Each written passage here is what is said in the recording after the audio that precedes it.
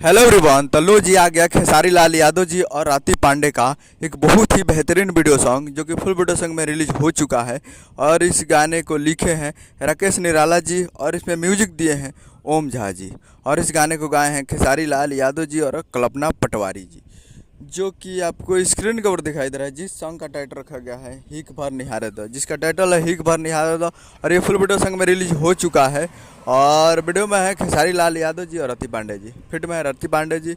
एक मूवी का सॉन्ग है जिस मूवी का नाम है रंग दे बसंती, और इस मूवी का काफ़ी बेहतरीन सॉन्ग है ये, और काफ़ी ज़बरदस्त ये सॉन्ग है।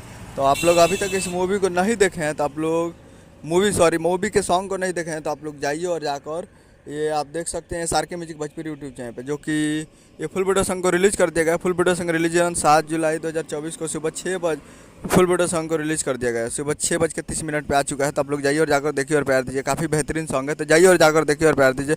यही वीडियो था। उम्मीद करूँगा वीडियो चला चैनल को सब्सक्राइब बेल ताकि से खेसारी लाल यादव जी के लेटेस्ट मिलाते रहे। वीडियो चला वीडियो को लाइक कीजिए, चैनल को सब्सक्राइब कीजिए। मिलता है अगले वीडियो में, तब तक के लिए जय हिंद जय भोजपुरी।